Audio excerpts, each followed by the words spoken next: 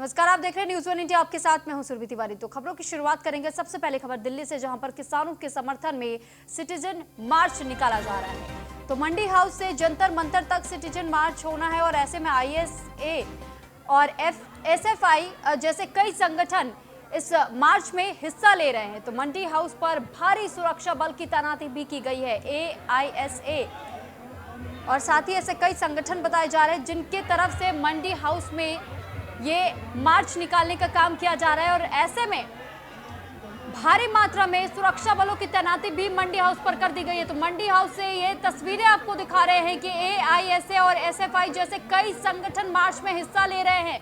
तो मंडी हाउस पर भारी सुरक्षा बल की तैनाती इस वक्त की गई है। तो लगातार किसान आंदोलन तेज होता हुआ नजर आ रहा है। इससे पहले ये देखा गया था कि तमाम जो राज्यों के किसान थे वो एक एक कर दिल्ली कूच करने के कोशिश में नजर आ रहे थे और उसके बाद से जो तमाम विपक्षी पार्टियां हैं उनके तरफ से भी ये देखा गया कि किसान आंदोलन को अपना समर्थन देने के लिए वो खुद गाजीपुर बॉर्डर पहुंचना उन्होंने शुरू कर दिया और अब दिल्ली में ही मंडी हाउस से जंतर मंतर तक के लिए सिटीजन मार्च निकाला जा रहा है। तो किसानों को समर्थन लगातार मिल रहा है और ऐसे में जो कई संगठन है उन्होंने भी इस मार्च में बढ़ चढ़ करके हिस्सा लिया है। तो मंडी हाउस पर भारी सुरक्षा बल की तैनाती भी की गई है और आपको तस्वीर दिखा रहे हैं कि यहाँ पर किस तरीके से जो आपको ये फोर्सेस नजर आ रही होंगी। यहाँ अगर हम बात कर ले पैरामिलिट्री फोर्सेस की या फिर पुलिस फोर्सेस की, वो सभी फोर्सेस को यहाँ पर रखा गया है। भारी मात्रा में सुरक्षा बल तैनात किया गया है और किस तरीके से सुरक्षा के इंतजाम को पुख्ता रखने की कोशिश लगातार की जा रही है दिल्ली पुलिस की तरफ से। लेकिन इसके बावजूद जो ये देखा जा रहा है कि कहीं पर कभी कोई मार्च निकाल दे रहा है, कोई रैलियां निकल रही हैं और ऐसे में इससे पहले हमने गाजीपुर बॉर्डर की वो तस्वीर भी दिखाई थी जब दिल्ली पुलिस की तरफ से बैरिगेटिंग की गई थी 3 लेयर्स की। और अब मंडी हाउस से जंतर मंतर तक के लिए ये मार्च निकाला जा रहा है और ये मार्च किसानों के समर्थन में है। तो यानी अब आम जनता भी एक तरीके से किसान आंदोलन को अपना समर्थन देते नजर आ रही है। तो एआईएसए और एसएफआई जैसे कई ऐसे संगठन हैं जिन्होंने इस रैली में, इस मार्च में हिस्सा लिया। तो कृषि कानून के खिलाफ लंबे समय से यानी 70 दिनों से किसानों का यह आंदोलन अब भी जारी है और ऐसे में ये आप देख सकते हैं कि अब मंडी हाउस से लेकर जंतर मंतर तक के लिए ये मार्च आज निकाला जा रहा है और इसमें कई संगठन शामिल बताए जा रहे हैं। इससे पहले कई दौर की वार्ताएं भी बुलाई गई, किसानों से बातचीत करने की कोशिश लगातार सरकार की तरफ से जारी रही और कुछ वक्त पहले यानी हाल फिलहाल की बात है जब पीएम मोदी ने यह भी कह दिया कि अब भी किसानों के लिए रास्ते खुले हैं और बातचीत से ही किसी भी समस्या का समाधान हो सकता है। तो महज एक फोन कॉल की दूरी पर है, लेकिन अब भी जो किसान आंदोलन है वो थमता नजर नहीं आ रहा। जगह जगह से किसान आंदोलन को समर्थन मिलता हुआ नजर आ रहा है और ऐसे में सिटीजन मार्च आज मंडी हाउस से जंतर मंतर तक के लिए निकाला जा रहा है। एआईएसए और एसएफआई जैसे कई संगठन इस मार्च में हिस्सा ले रहे हैं। तो मंडी हाउस पर भारी मात्रा में सुरक्षा बलों की तैनाती की गई है, तो कोई अनहोनी ना हो इसी वजह से भारी मात्रा में सुरक्षा बलों की तैनाती यहाँ पर की गई है। पुलिस फोर्स जो है वो उतारी गई है और अब इसी पर सबकी निगाहें टिकी हुई है कि किसी तरीके की कोई अनहोनी ना हो, क्योंकि जो 26 जनवरी के दिन जो घटना घटी वो बेहद दुर्भाग्यपूर्ण माना गया और इस चीज को लेकर लगातार पुलिस प्रशासन भी अलर्ट मोड में नजर आ रही है कि एक बार फिर ऐसी कोई अनहोनी ना हो जाए। इसी वजह से जब भी उन्हें ऐसी कोई जानकारी मिलती है तो इस पर अधिक जानकारी के लिए पीयूष तिवारी हमारे साथ लाइव जुड़ चुके हैं। पीयूष, आपसे जानकारी चाहेंगे, इस वक्त आप वहां खुद मौजूद हैं, आप इस वक्त वहां पर कैसी स्थितियां, कैसा माहौल देख पा रहे हैं? देखिए सुरभि, इस वक्त हम 12 खंबा रोड पे मौजूद है। ये ठीक मंडी हाउस गोल चक्कर के पास पड़ता था।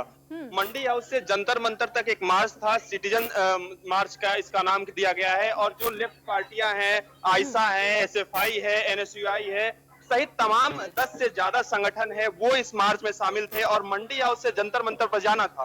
हालांकि पुलिस प्रशासन लगातार कह रहा है कि किसी भी प्रकार की आप लोगों को परमिशन नहीं दी गई है, आप लोग यहाँ से चले जाइए, क्योंकि यहाँ पे कोविड प्रोटोकॉल को भी देखा जा रहा है।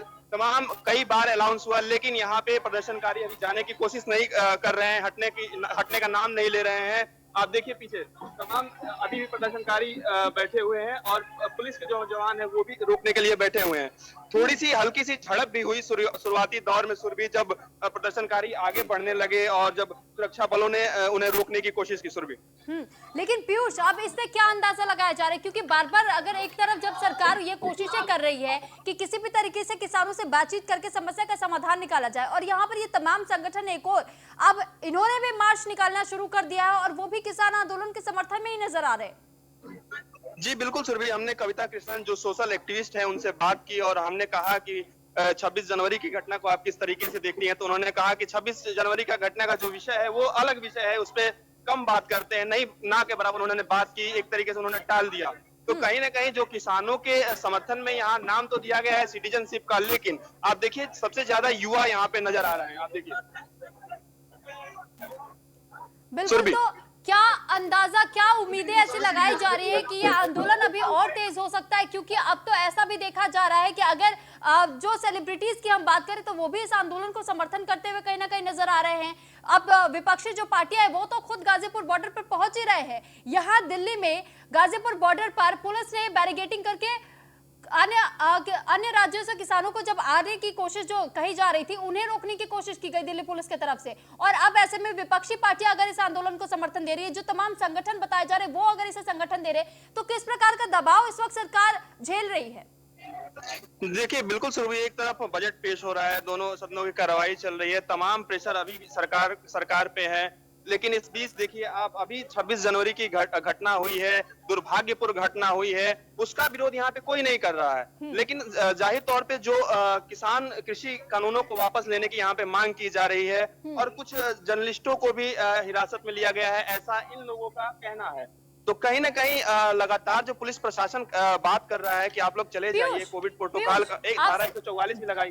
जी, आपसे एक और चीज इसमें जानना चाहेंगे, जिस तरीके से अभी आपने बताया कि तमाम ये जो संगठन है वो इस मार्च का हिस्सा बन रहे हैं, लेकिन ऐसे में जब बीते कल राकेश टिकैत ने इस बात की घोषणा कर दी थी कि आंदोलन अक्टूबर तक जारी रहेगा, तो अक्टूबर तक का ही उन्होंने क्यों कहा? क्या इसके पीछे भी कोई संगठन का हाथ है? क्या जो विपक्षी पार्टियां आ रही है उनके पास, क्या वो उनके कानों में बात डाल रहे हैं कि आप ये बातें मीडिया के सामने आकर के कहिए? बिल्कुल सर, भी कहीं ना कहीं यही बात होगी। देखिए राकेश टिकैत भी बार बार अपने बयान बदलते हैं, किस प्रकार उनकी वीडियो वायरल होती है कि लाठी डंडों के साथ पहुंची है और बाद में वो सफाई देते हैं कि झंडे में डंडे का भी प्रयोग होता है, हमने उस सेंस में इस चीज को कहा था। तो कहीं ना कहीं आंदोलन को और आगे ले जाने की कोशिश की जा रही है इस आंदोलन को, और जब से आंदोलन शुरू हुआ तब से किसानों ने कहा कि हम इसको हम 6 महीने तक चलाएंगे, उतना हम राशन लेकर आए हैं अपने साथ में। तो कुछ ना कुछ तो है जो इस आंदोलन को और आगे तक ले जाने की कोशिश की जा रही है। 26 जनवरी की जो घटना, दुर्भाग्यपूर्ण घटना हुई, उस दिन इस आंदोलन को कहीं ना कहीं खत्म हो जाना चाहिए था, या जो उग्र प्रदर्शन था उसको खत्म हो जाना चाहिए था। देखिए यहाँ चलिए ठीक पीयूष, बहुत शुक्रिया आपका तमाम जानकारी हम तक पहुंचाने के लिए।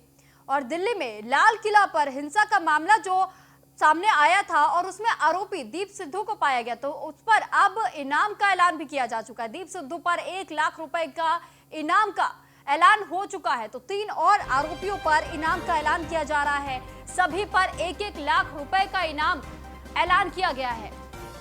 तो आरोपी दीप सिद्धू पर इनाम की घोषणा की जा चुकी है।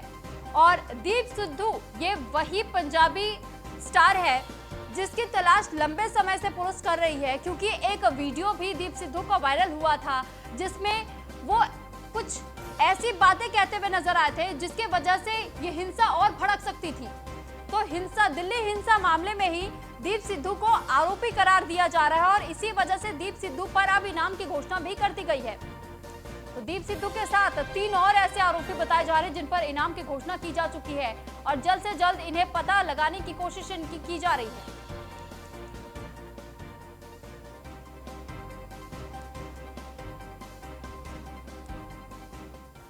और वहीं हरियाणा के जिंद में महापंचायत बुलाई गई, तो महापंचायत में शामिल हुए राकेश टिकैत। महापंचायत को संबोधित करेंगे राकेश टिकैत और जिंद के कंडेला गांव में ये पंचायत बुलाई गई।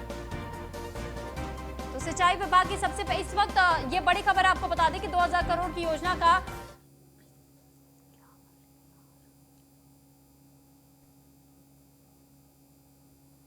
और अब ये जिंद की खबर आपको दिखाई बता दें, जहां पर हरियाणा के जिंद में ये महापंचायत बुलाई गई थी। यहाँ महापंचायत में राकेश टिकैत भी पहुंचे हुए थे और तमाम किसान नेता भी उस दौरान मौजूद थे। और इस महापंचायत को इसी वजह से बुलाया गया ताकि किसान आंदोलन में और भी लोगों का समर्थन जुटाया जा सके।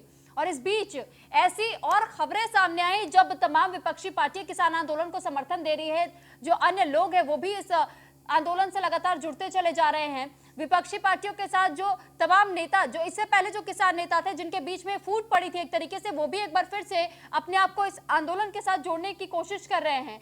तो ऐसे दौर में महापंचायतें भी लगातार कई जगह पर बुलाई गई। शुरुआत मुजफ्फरनगर से हुई थी और अब जिंद में, यानी हरियाणा के जिंद में ये महापंचायत बुलाई गई। तो यहाँ राकेश टिकैत भी पहुंचे हुए थे और उन्होंने लोगों से संवाद भी किया।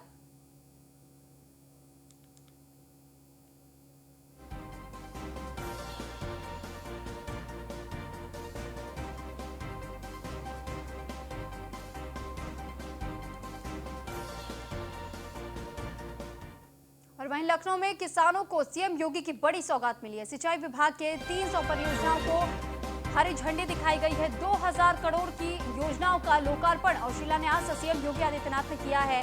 42 ऐसे जिले बताए जा रहे हैं जहां पर ये परियोजनाओं को लागू किया जाएगा, तो किसानों को खेती और पैदावार में इससे फायदा मिलेगा। 42 जिले जहां पर इन परियोजनाओं का लाभ उठा सकेंगे किसान। तो ये कहा जा रहा है कि इन परियोजनाओं के शुरू होने से जो किसान हैं उन्हें कहीं ना कहीं लाभ पहुंचेगा, तो किसानों को खेती और पैदावार में इसका फायदा मिलेगा। सिंचाई विभाग की 300 परियोजनाओं का शुभारंभ किया गया और लोकार्पण और शिलान्यास सीएम योगी आदित्यनाथ ने किया है। तो 300 परियोजनाओं को हरी झंडी सीएम योगी की तरफ से आज दिखाई गई। 2000 करोड़ की योजनाओं का लोकार्पण और शिलान्यास सीएम योगी आदित्यनाथ ने किया। 42 जिलों के लिए लागू हुई है ये परियोजनाएं, तो किसानों को खेती और पैदावार में इससे फायदा भी पहुंचेगा।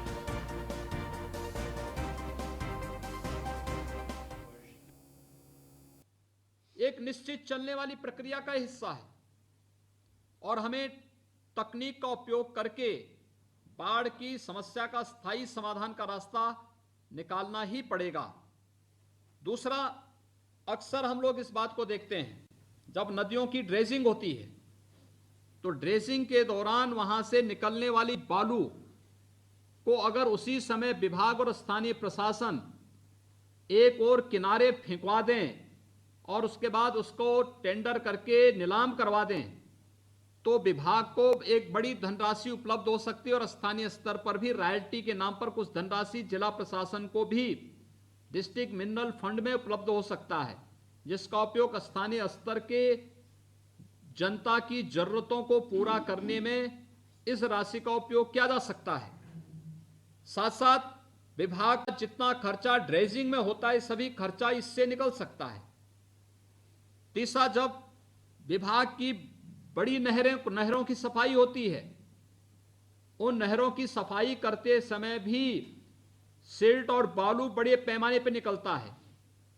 हमें विभाग को समय से एनओसी देने में कोताही नहीं बरतनी होगी। अगर हम समयबद्ध ढंग से इन कार्यक्रमों को आगे बढ़ा देते हैं तो इससे जनता को भी राहत होगी और साथ साथ विभाग का जो खर्चा है वह भी बचेगा और जो धनराशि अभी तक विभाग को नहीं प्राप्त हो पाती थी, उस धनराशि का भी प्राप्त होने पर बेहतर उपयोग जनहित में किया जा सकता है। यह कुछ कार्यक्रम है जिस पे हमें तत्काल निर्णय लेकर के कार्यक्रमों को आगे बढ़ा देना चाहिए।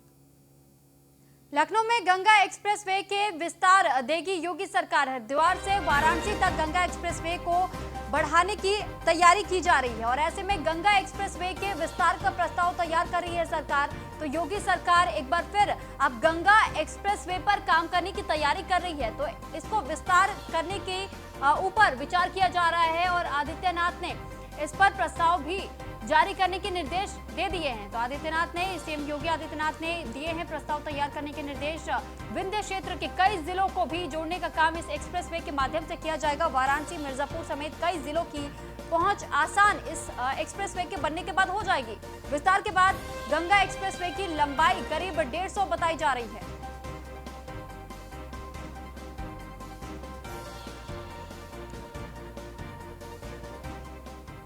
तो गंगा एक्सप्रेसवे किन किन जिलों से होकर के गुजरेगी, आइए जीएफएक्स के जरिए आपको वो भी बताते हैं।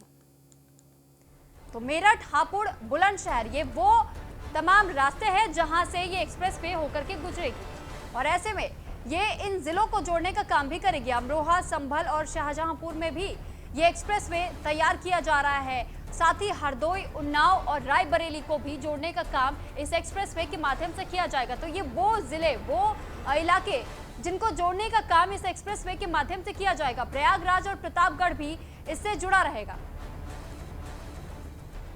और वहीं गोरखपुर में चौरी चौरा शताब्दी वर्ष का आयोजन कल होना है। सीएम योगी और राज्यपाल के स्वागत की तैयारियां शुरू हो चुकी है। वर्चुअल तौर पर शताब्दी वर्ष कार्यक्रम में जुड़ेंगे पीएम मोदी। आगरा, वाराणसी के बाद गोरखपुर में बढ़ेगी पर्यटकों की संख्या। तो योगी सरकार जन आंदोलनकारियों की याद में शताब्दी वर्ष मनाएगी।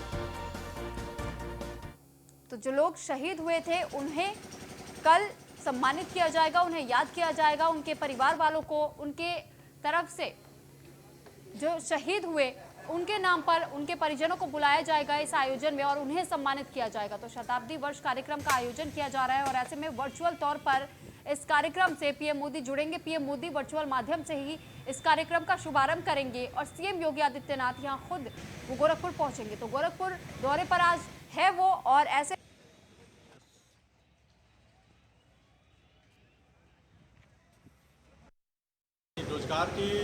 रोजगार की बात कहेंगे कि ये चौरी चौरा जिस दिन पर्यटन स्थल के रूप में घोषित हो जाएगा, अब धीरे धीरे देखिए आज मतलब हजारों की संख्या में लोग हर दिन आ रहे हैं और जिस दिन 4 फरवरी के बाद जो इस मानचित्र में एक स्थान मिल जाएगा, लोग जब जिस दिन चौरी चौरा बारे में जान जाएंगे, लोग जागरूक हो जाएंगे, स्वतः उनको संज्ञान में आगे चल के चौरी चौरा महापुरुषों से दर्शन करके आ जाए। क्योंकि इनकी लड़ाई जो ये चौरी चौरा जब क्या नाम है आज़ादी के समय में चौरी चौरा के लोगों ने बलिदान दिया है, हमारे चौरी चौरा के लोगों ने बढ़ चढ़कर आज़ादी के आंदोलन में हिस्सा लिया है। इनको समझने की सबको जरूरत पड़ेगी, सब महसूस करेंगे, वो आके जरूर यहाँ आएंगे। जो पर्यटन का बहुत बड़ा।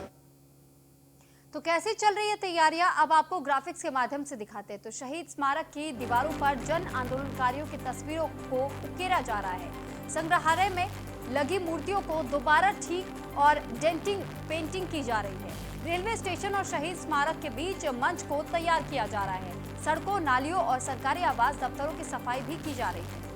शहीद स्मारक की दीवारों पर जन आंदोलनकारियों की तस्वीरों को उकेरने का काम जारी है। संग्रहालय में लगी मूर्तियों को दोबारा ठीक और डेंटिंग पेंटिंग की जा रही है।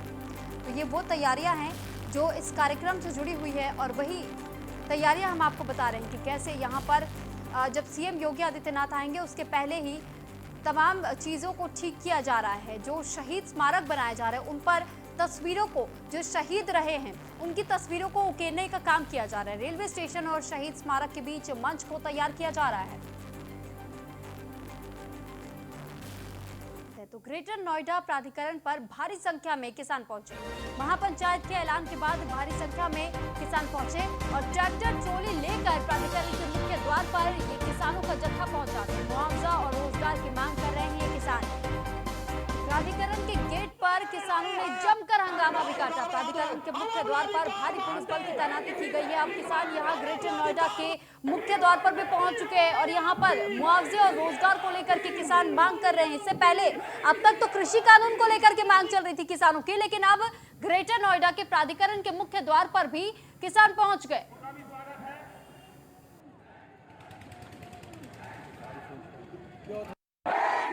अभी तो ये लड़ाई है, आगे बाकी लड़ाई है, अभी तो ये लड़ाई है। हाथ उठा भाई, हाथ उठा। हम अपना अधिकार मानते, हम अपना अधिकार हमारी आपकी।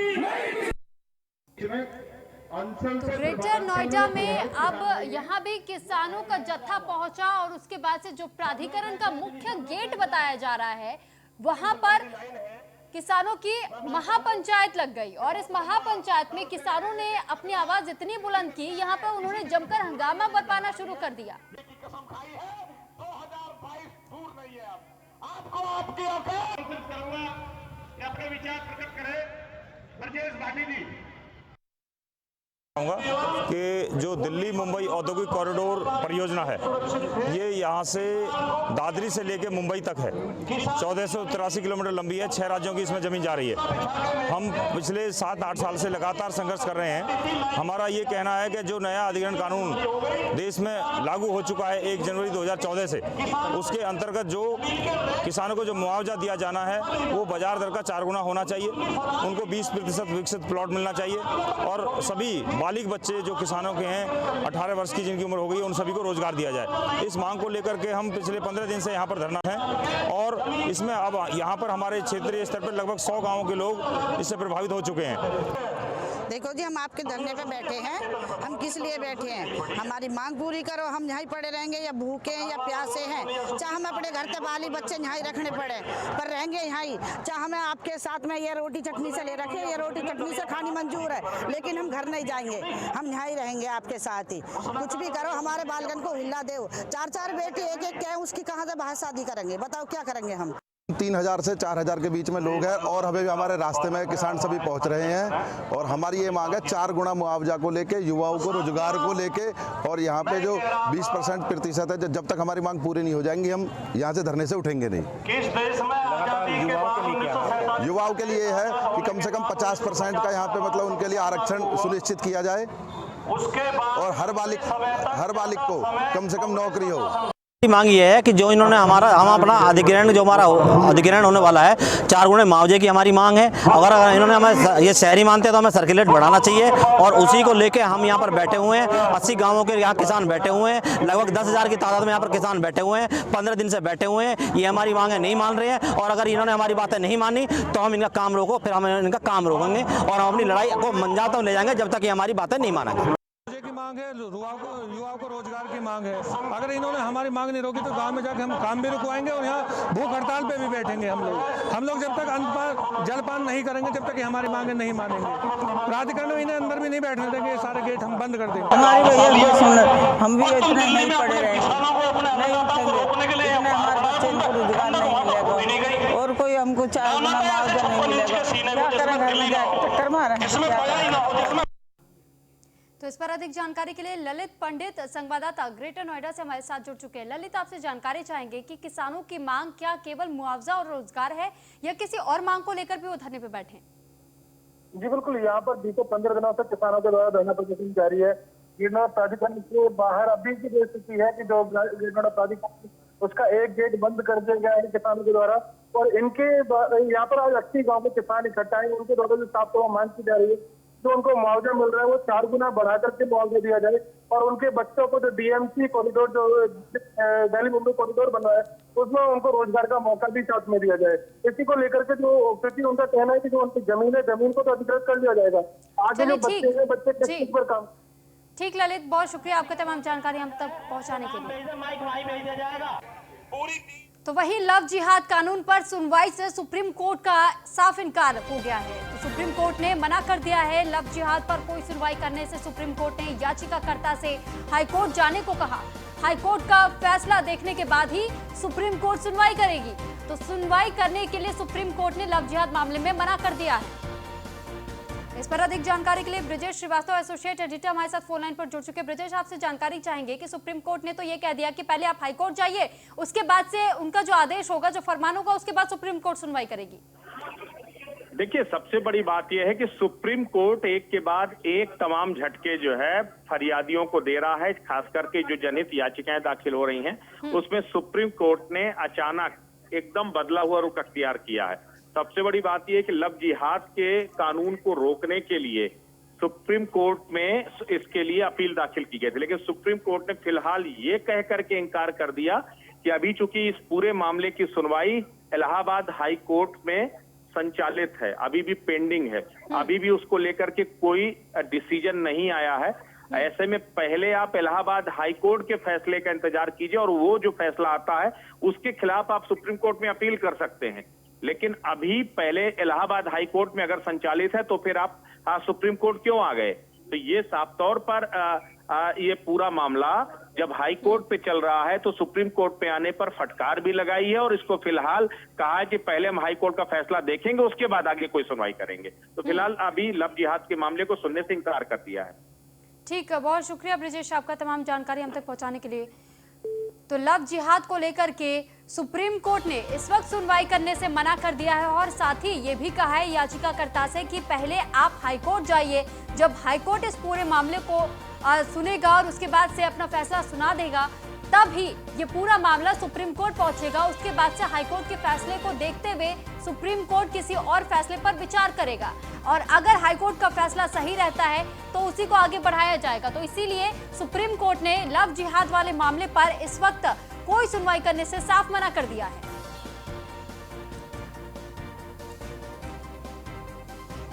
और इस बीच ये बड़ी खबर आपको बता दें कि UP DGP Hitesh Awasthi CBI निदेशक की रेस में नजर आ रहे हैं। सुबोध कुमार जायसवाल, राकेश अस्थाना भी दौड़ में, वाईएसटी मोदी और एसएस देशवाल भी इसके दावेदारी में है।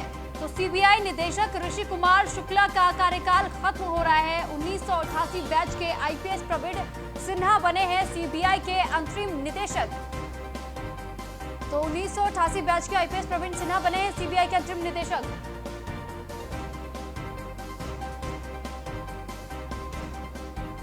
फिलहाल इस बुलेटिन में इतना ही। आप बने रहिए न्यूज़ 1 इंडिया के साथ। नमस्कार।